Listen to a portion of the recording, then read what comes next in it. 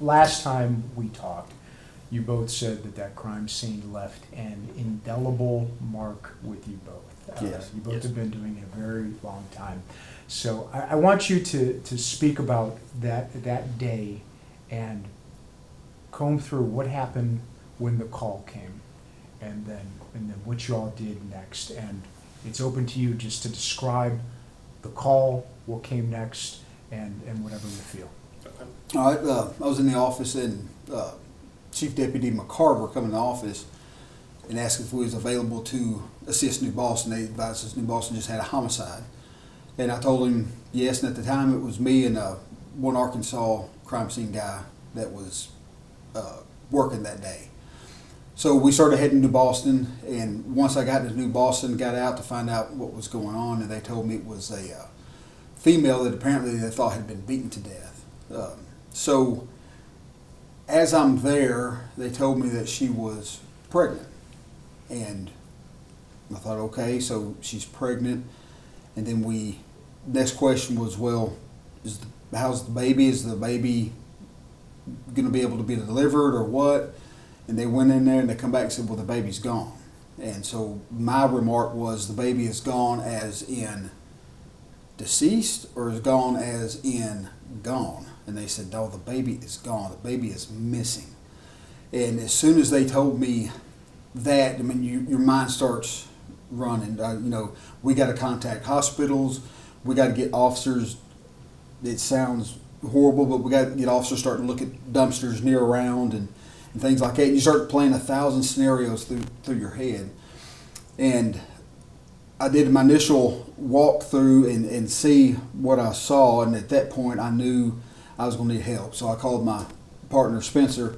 He was off on some medical leave for his wife, and I told him what I had. And I said, you don't have to come out. I said, but we're going to be here for a while. And so he come out to assist me, and then we called the other Arkansas crime scene person out too. So now we got 4 crime scenes. We got 2 Arkansas and 2 Texas. It was such a big scene. We called Arkansas for assistance, and they come helped us with it. New Boston talked to the chief. He said, once we seen this, we knew it was over our head. And he said, that's why your phone number's on our bulletin board. He said, that's why we called y'all, because we don't mind assisting other agencies, because we're the only dedicated crime scene unit in this area. So they called us, and we got there. And we started doing our initial walkthrough, and the first thing I noticed at the scene was a lot of bloody footprints, shoe impressions.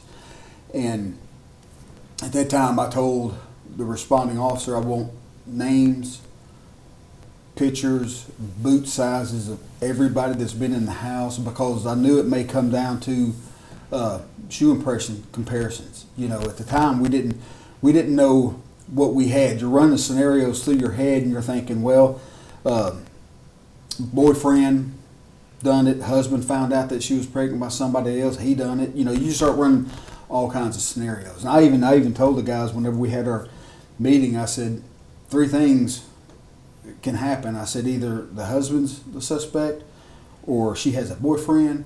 I said, or just some random psycho come and done it. And unfortunately, it was the third choice out of that. And so we got there and took overall photographs at first, and then at the time I asked, do we have a search warrant to go into the house to do our thing? They said, no, we have consent. And I said, consent's not going to work in this situation, because to me, your number one suspects right now is the husband. Who gave you consent? Well, the husband did. Well, that's not going to work. And so then we had to stop and wait for the search warrants, and that's whenever I called Spencer and said, look, it takes a couple hours to get a search warrant and things like that. And so I called Spencer, and he come up and helped me. And just going in, the shoe impressions, I got to looking at shoe impressions, and we determined there were 2 different style of shoe impressions. Okay, we had those 2, and as we were starting to do our thing, then word come out that a state trooper had stopped a woman in DeKalb and had delivered a baby and was going to Idabel.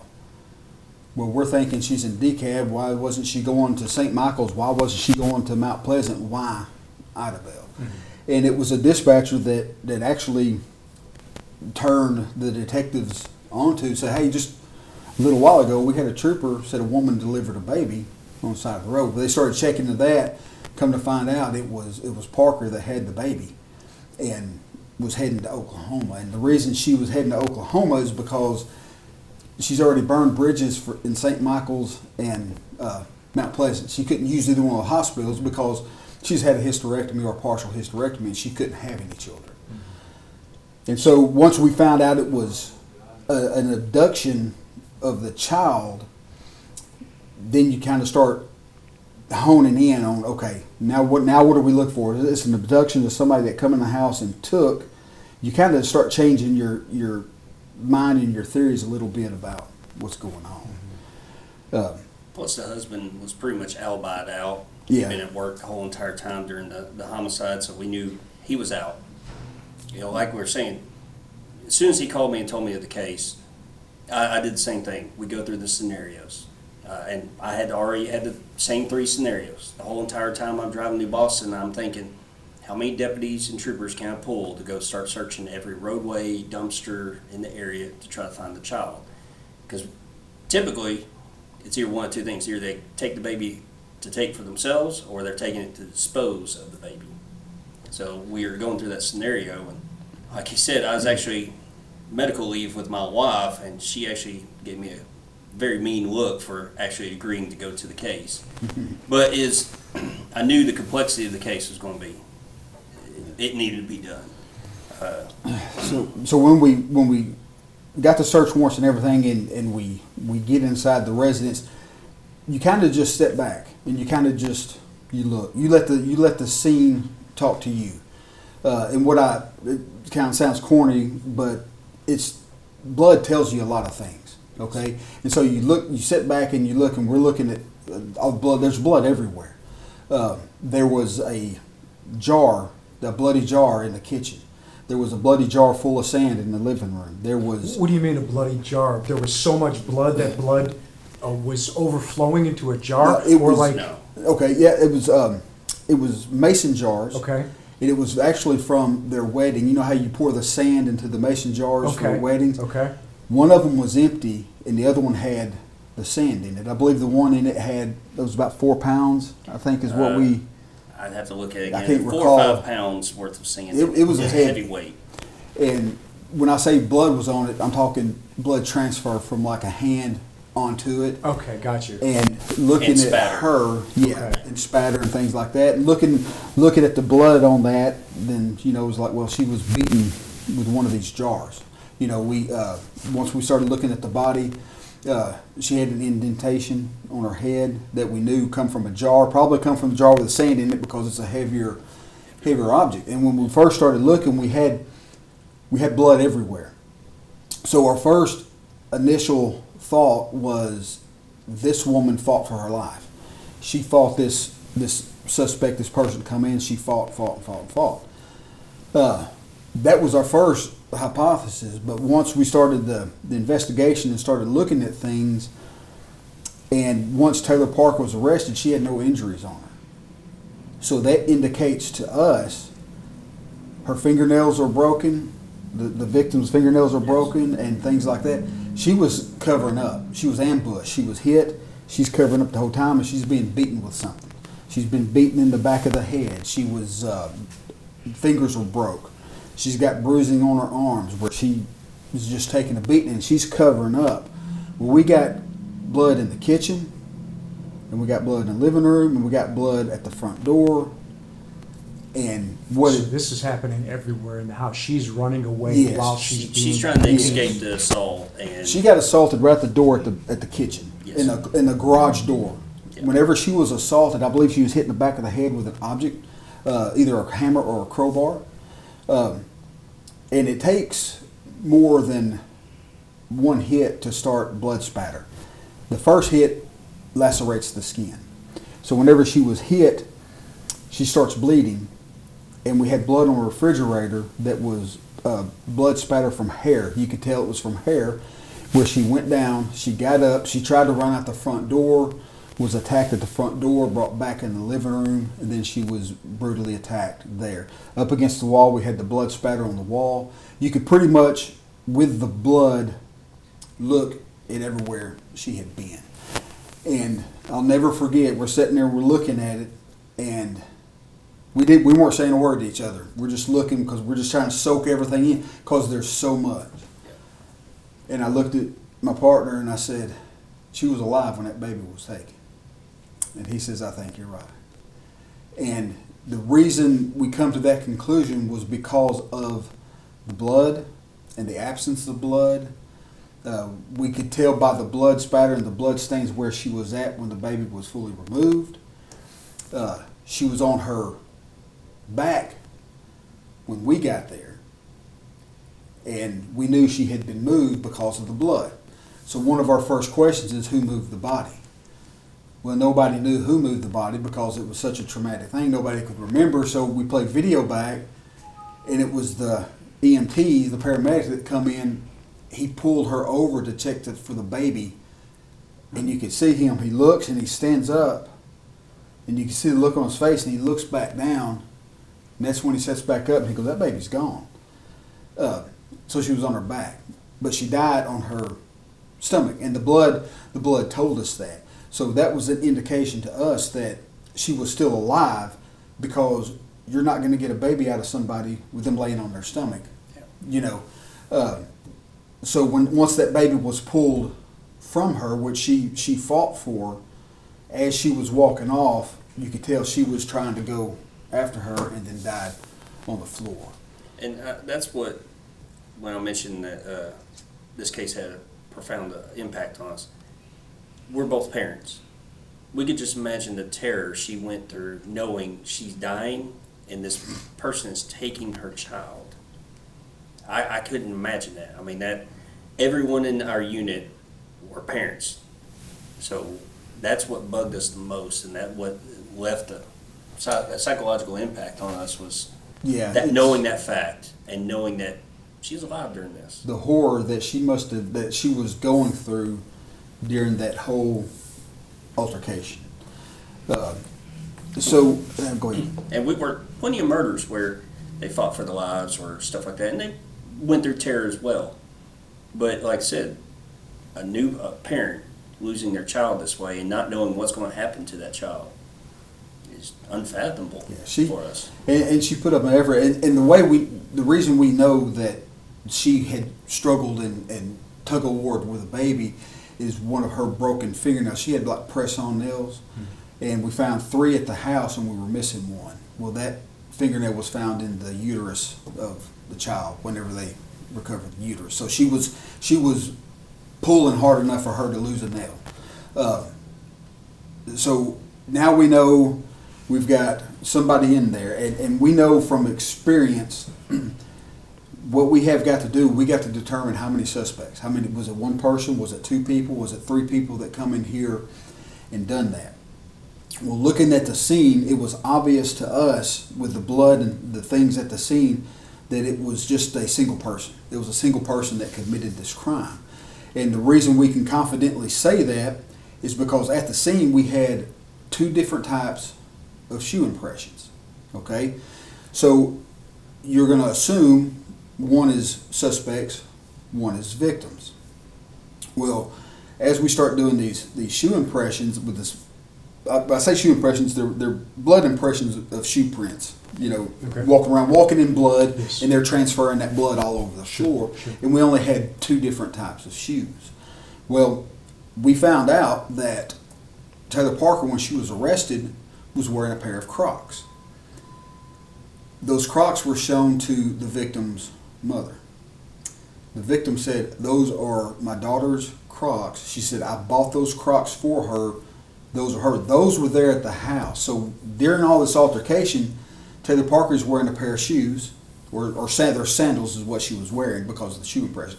She was wearing sandals, and then after she got the baby and all that, and she left, she cleaned up, and she took the victim's shoes to put them on to leave. Mm-hmm. So the shoe prints that belong to the victim was actually Taylor Parker walking around the house after she was deceased, walking through blood and cleaning up and things like that. We knew one was a crock.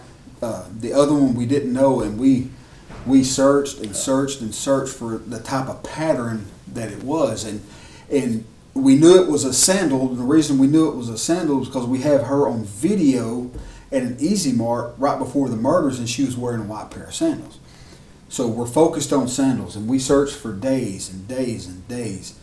And when he means search, we're actually going to shoe stores all around Yes. town, actually taking sandals, looking at the bottom of it, and having a photo of the shoe impression going, no, that's not a match. Going on the internet, looking at images on the internet. Does this pattern type match up? So that pattern got instilled in my brain. And so I was in Fort Smith visiting my grandbabies, and I was walking through the house, and I looked down, and there was a sandal. My daughter's sandals were sitting over by the couch. And so I looked at them, I thought, So I went over and I picked it up, and as soon as I picked it up, I said, that's the design. And I went in there, I said, where did you get these sandals? She goes, they're just sandals from Walmart. And so when I got back, I took pictures of it, and I told him, I said, this is the brand of shoe. So we went to Walmart, and the year before is when they stopped that pattern on those sandals. So they were older sandals, and the new ones didn't have that. Right. So what we did is I got online on eBay and found a pair of sandals that looked just like the ones that was in our blood shoe print. So once I bought those off of eBay, and when I got them, we brought them to work, and we called Life Share out here. The blood bank. Yeah, the blood bank here in Texarkana. And we kind of told them, hey, well, we went by there. We didn't call them. We went by there and said, hey, look, do y'all have any old expired blood or anything like that? Because this is the reason. And we told them about the case, which they already knew about it. And we told them we were trying to replicate this shoe impression. And they said, we'll get in touch with you. So out of Shreveport, they called us from Shreveport. They said, we heard y'all needed some blood. And we told them, they said, we will help you 100%. We've got some old blood. She goes, it's tested blood. It's just expired. We can't give it to nobody. So they send us a couple of pints of blood. And so we go into our lab, and now we start trying to replicate the shoe impressions. We went to Lowe's. We bought the same type of tile that was in the floor at Lowe's, and took it into our lab and set it down. We had our female partner from Arkansas side slip the sandals on, step in the blood, and walk, and we could replicate those same type of shoe patterns that was in that. So, and those type of sandals they sell in white. So we finally got that down. So now we know it was a croc in this sandal here, and it was. And if you look at the blood, we could tell that some of it she had been walking around carrying something bloody, a towel, the baby, or whatever, because you had blood drops on top of that. And we'll be able to show you some of that where it hit and to indicate that she was walking around in these shoes carrying something that was bloody. And I think in Taylor Parker's mind, she thought the assault would be like on TV. I hit her in the head once, she'll go down unconscious, I can do what I need to do and be done and out of here. She didn't realize it takes a lot more than that to knock somebody out effectively. And like he said, we originally thought it was a knockdown, drag-out fight. Then come to find out it wasn't.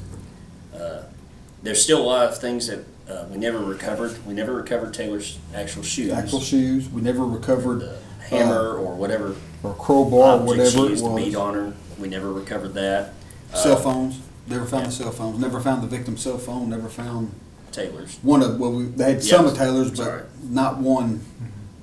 Hers they didn't find. She had several different cell phones because she would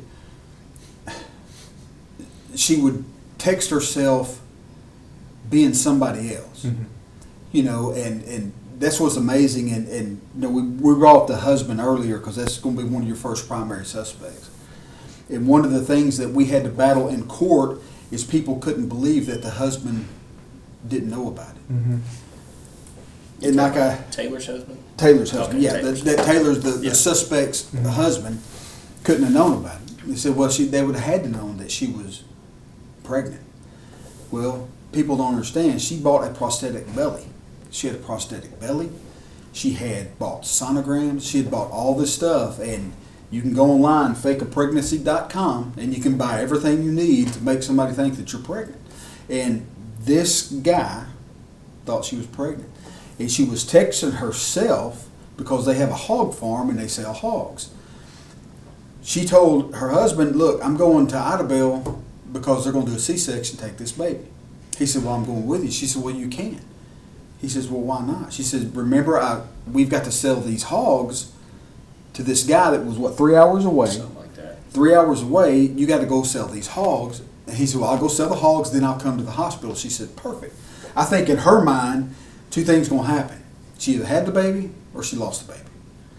So the husband gets to the farm and drives up and tells the farmer guy, hey, man, I'm here. And he goes, why are you here?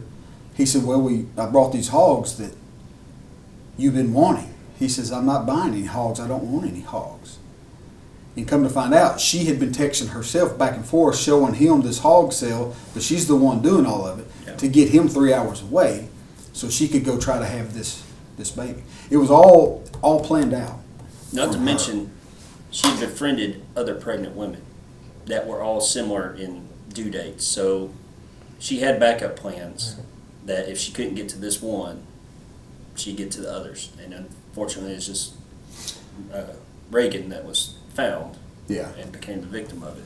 And it's just, the impact that it has had on us, like we say, it's something that'll never be forgotten. And I made the statement standing right there in the living room. I told him, I said, I'm through saying I've seen it all. Because every time I say I see it all, something worse happens. I said, so I've taken that out of my vocabulary. I no longer use that. Because fetal abduction murders are so rare. I actually looked it up, and I think there's only 2 reported cases in the year 2020. One in Brazil and one in New Boston, Texas. That's how rare these kind of cases are. So, like he said, we try not to jinx ourselves, and we have seen quite a bit. Some really messed up cases, different types of scenarios, and now we can actually say we actually investigated one of those, and like you said, I really don't want to work another one like it ever again.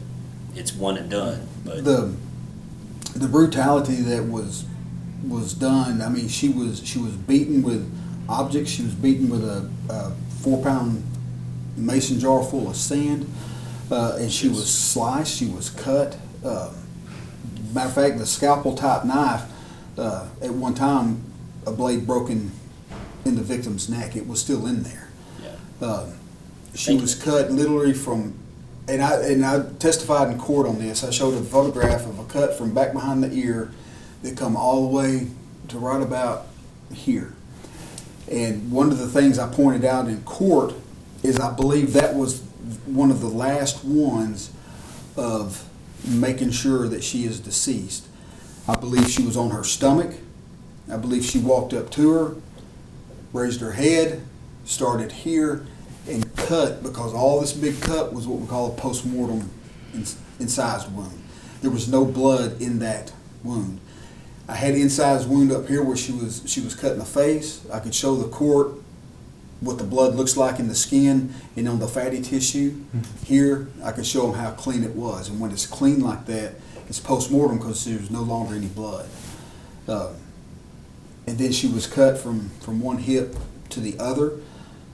She did not really, the baby and the uterus and all that was pretty well intact. Yeah, the baby was not injured. Okay. The baby died pretty much because of the sudden removement of the... Traumatic extraction is the term the medical examiner used. It's mainly the mom was bleeding out so massively at that point that you're also denying that baby that blood flow. So it just wasn't going to survive outside after that much trauma to it. And I've heard people try to dog on the state trooper that pulled her over, saying, oh, he should have known that wasn't her baby. So speaking from experience as an officer, if I pull over a woman and she's had a baby in her arms and she says she delivered it on the side of the road, I'm not going to doubt it at first. And she went through some extremes to actually try to make it look like she gave birth. And it wasn't until she got to the hospital and the doctors actually confirmed, said, nope, you never gave birth. And she, even to that time, she was still lying to Oklahoma police saying, no, it's my baby. I gave birth to it. Even after the doctor told her, no, it's not medically possible, until she finally started giving up a little bit here and there. And when the trooper pulled her over, she actually had the umbilical cord stuffed down In her in her pants. pants. Yes. So I mean, the trooper had no, you walk up, she's holding the baby. Okay, so what are you going to do? You're going to get an ambulance. That's all you can do. You can't do anything else. But luckily, I think he was going to pull her over because she was speeding, and then she called 911 asking for help. I just had a baby on the side of the road, Yeah. and that's why it was like back to back. She knew that, hey, I'm fixing to get stopped, and she was just another part of the plan. She planned out quite a bit. I don't think she is as smart as a lot of people think on certain aspects of it, but she did plan out a lot of good detail. How she kept her lies straight is unbelievable to me. And she's even fooled other officers before. Oh yeah, yeah. She's fooled a lot of people. Yeah. But one person she didn't fool was Kelly Crisp, our prosecutor. Oh, She did an excellent job, and I don't know if we would have got the death penalty if she was not the prosecutor. The way she prosecuted that case, the amount of time and effort she put into that, she knew that this woman could not ever see the light of day again because she would do something like this again. There's no doubt in my mind that she would do something like this again because she was just so manipulative and things like that. It was just it was an amazing job on their part too to get the conviction that we were hoping for. And Taylor also messed it up with, she had other inmates write letters of confession to being there during the crime, and what she inadvertently did was she was actually putting truth in there. And some But- truth in it. But she was also deflecting it as, she claimed, who was it, Kodiak? Some gang Gang member named Yeah. Kodiak actually did the murders, and she was just there. Well, there's one part in her letter she wrote that at some point Kodiak heard something at the front door of the house. So he looked out a window to see if somebody's outside. The problem with that is we could prove that actually happened. There was actually a bloody partial handprint right by a Yeah. window by the front door. So inadvertently she's saying someone else did it, but it's really her doing it. She's deflecting it. Mhm. And that's how we were able to explain, well, that bloody handprint was Taylor. She's peeking out the window because she's hearing some ruckus outside, and she's thinking, oh crap, they're after me now. And she did that on quite a few of her revisions of her story. Yeah, she gave 3 or 4 She'd different give a stories. little bit of fact here and there that we could prove through the crime scene evidence that she didn't realize we'd catch her on it. You speak of the time that the prosecutor put in. What about the time you guys put in? How long were you at that scene initially? How many days did you go back to that scene? Kind of There was- encapsulate all of that. There was 4 of us working it. So you got 4 individuals working one scene. We were there for 13 hours. Something like that. 'Cause 13 or 14 hours working that scene. We left there 10 or 11 o'clock. 10 or 11 o'clock that night. Of course, had to be back at work at 8 o'clock in the morning. And it dominated all of our time, not including the time that I put in off duty looking for shoes and, just trying to piece things together. I couldn't begin to tell you how many man hours we had it took. hours in the lab combing through every piece of evidence, because what people don't realize is all the evidence we collect that scene, we have to photograph again, we have to document it, we have to go through it with a fine-tooth comb a lot, and Categorize everything. We have to go to Swift's in Dallas, get everything that was removed from the bodies there. Any kind of evidence that we turn into a lab, we've got to take it to Garland, Texas, to the state crime lab. I did a trip with the prosecutors to the medical examiner's office so we could specifically talk to the medical examiners and the assistants that actually worked that case. That is the time I found out that she was hitting the back of the head with a hammer or a crowbar, because that information never was relayed to us. And with that information, then you can start tying up some loose ends, thinking, okay, this is why this is here. This makes sense. and things like that. Because we're kind of behind the curve when we're assisting in their agency. Sometimes we don't get all the information passed back to us. And because it was not just New Boston police working it, Texas Rangers were involved. So there's a couple times that information didn't get fully informed back to us until getting closer to the trial time. That's when we started getting more info. More information. Well, Yeah. okay, this now fits what we're seeing. Yeah. If How we many- would have known that earlier, we would have figured it out. How many pieces of evidence are we talking that you guys processed? I Probably should have have brought that. Would you got the I got the file. you got a copy? If you know offhand, I mean, we're talking hundreds, were we talking thousands? I mean, No, we're talking. Under 100. Okay. Yeah, it was under 100. Okay. Yeah.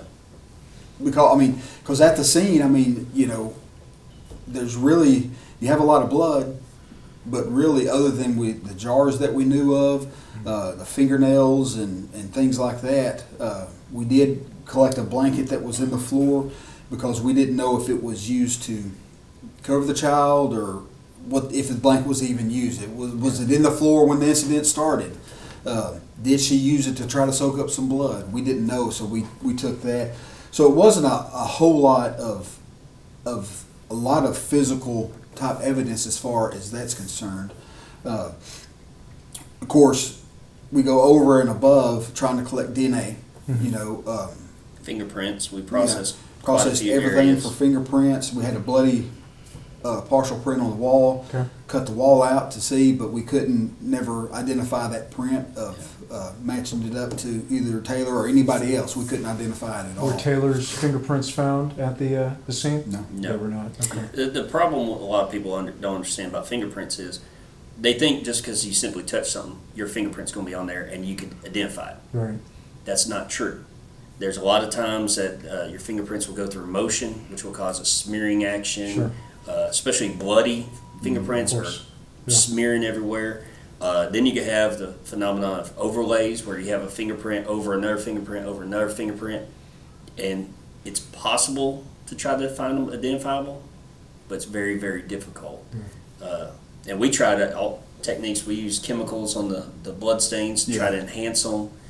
Just couldn't ever get a good identifiable fingerprint to match to anyone. Even the victim, Reagan's fingerprints, we really didn't find in the house. In her own house. Yeah. And we probably did more experimental things on this case, like with the shoe impressions and the blood and fingerprinting things differently on this case than we have others because of the uniqueness of it and just trying to get as much evidence as you can to prove. But like I said, we didn't even get the victim's fingerprints from the house, no foreign DNA or anything. So that was kind of gets a little disheartening, but everything else. Because if I remember lined correctly, up. Taylor's DNA wasn't even found No, we at the didn't. scene. Wasn't even found. No, so she was definitely ready. She probably had gloves on. Gloves on, hair tied back, all of it. Long huh? sleeves Yep. where she got Long scratched or sleeves, something. Sure, yeah. Yeah. And We did find hair in the victim's right hand. Okay. And then we thought, good, she pulled, because we thought she was fighting for her life. Yes. Thought she done pulled some of the suspect's hair. Come to find out, it was her own hair because she's covering up and she's being beaten and Sure. she's just pulling her own hair out. Yeah. Oh, and we forgot to mention the 3-year-old was home at the Yeah, time. the 3-year-old this was at the happened. house when all this occurred, and there was a diaper right there in the middle of blood, like she had changed the child. I don't think that ever actually truly happened. I don't think it I don't think that happened. She may have got the diaper for the little one at first because once she got the baby out, she placed the baby on the couch, and you could tell that by the fluids that was on the couch. But the baby, the 3-year-old, she had sent her back to her room. But she already seen Too what much. was going on. We had an incident that one of our old partners showed up next day or whatever. Oh, yeah. She was one of our crime scene partners at one time. She was working for a different agency at the time, and she had brought a dog. They had bought a dog from her, and she heard this happen, and the husband called her and said, "Look, I can't take this dog because of this incident." So she come over to get the dog, and she told us, the 3-year-old asked her, "Do you know my mama?" And she says, yeah, I sure do. She said, or you're not going to hurt her like the other woman did you?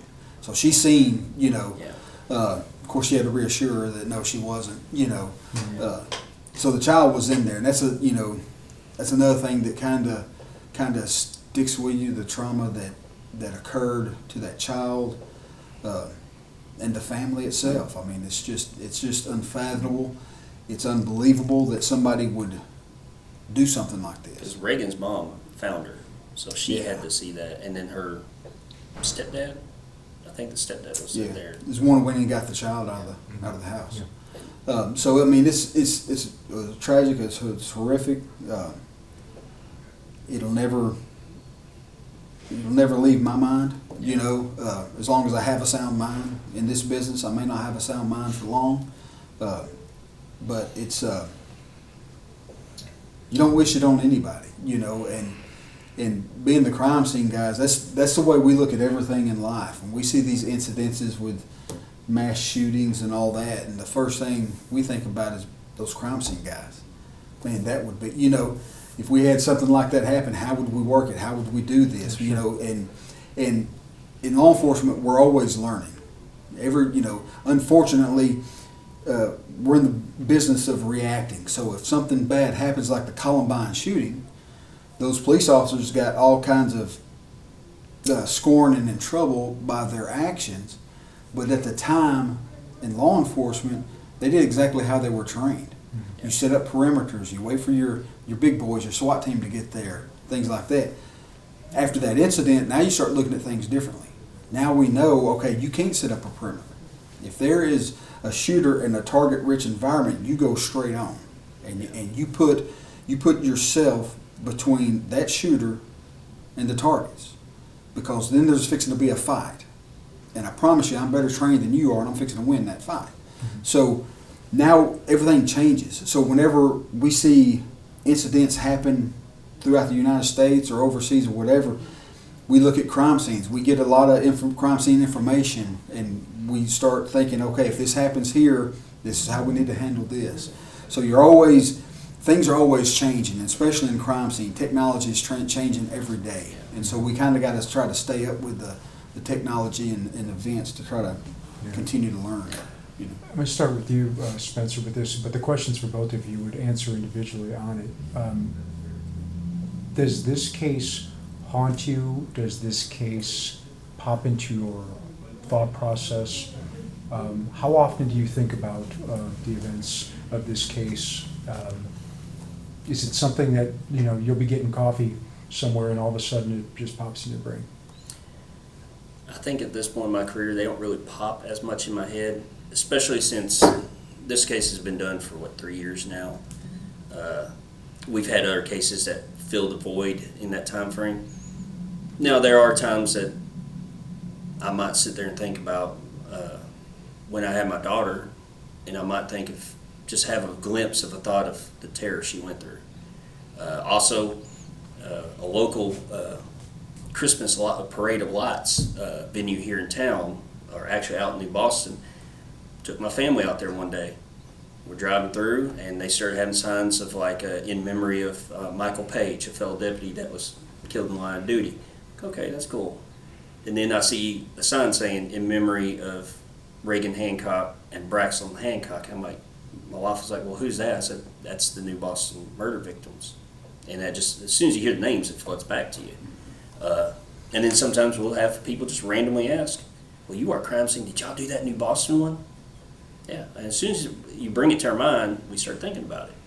Yeah. And we use it also as a teaching material because we also train other agencies on crime scene. Mm-hmm. And because it's a unique case, we present it as, okay, here's what we got. Do y'all see anything wrong with it? Are y'all seeing what we're seeing? So these newer officers will understand the complexity and stuff like that. At this point, like me and Mark have discussed before, we're so far in our career that I guess we could say we're kind of damaged on the normal human seeing that would just have ungodly nightmares and terrors about it. We've seen stuff like this so much that it really doesn't bother me much anymore. I don't effectively lose sleep anymore over it.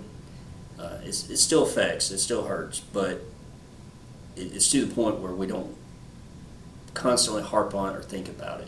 Now, our junior guy in the crime scene unit at that scene, you could tell it bothered him. He kept wanting to talk about the case. And we were constantly like, once we're done with it, let's move on, let's focus on other ones. Because we don't want to keep dragging up these kind of cases. Yeah.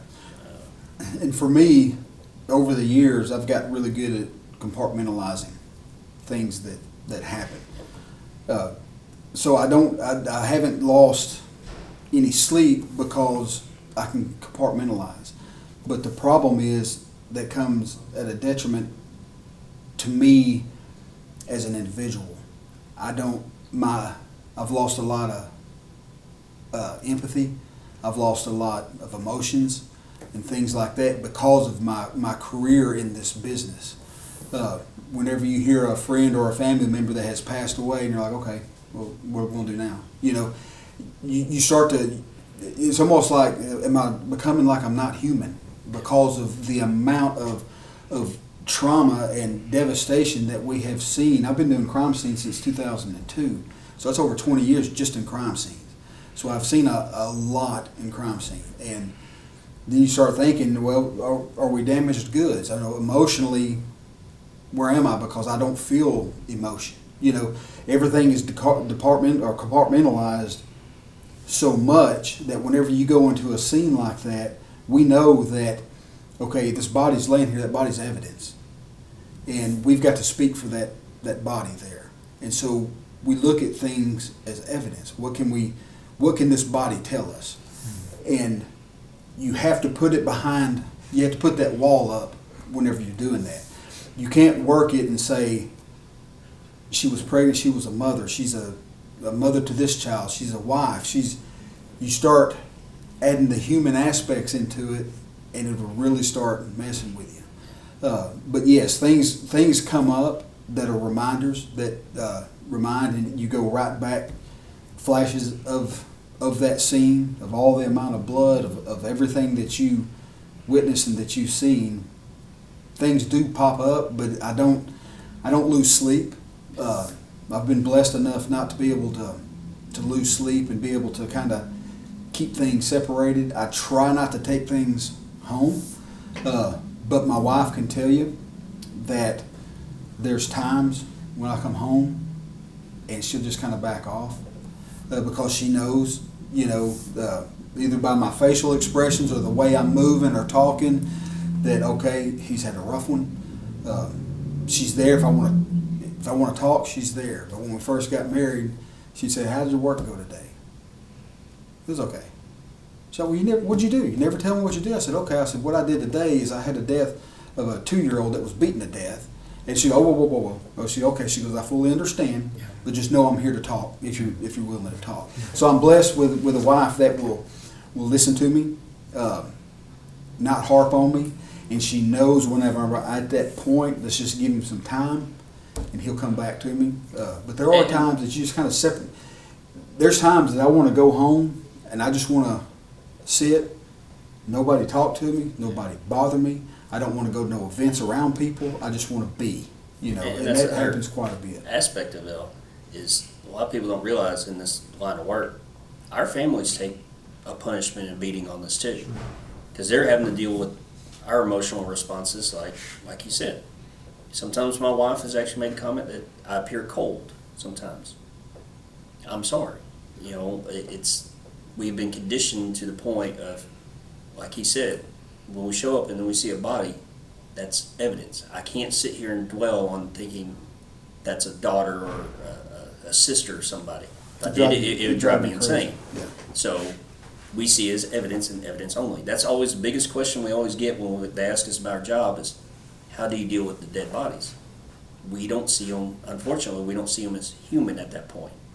We can reflect on that later on, but at the moment, we can't. And we know, you know, they're humans or somebody's dad, Yeah. father, son, whatever. We understand that.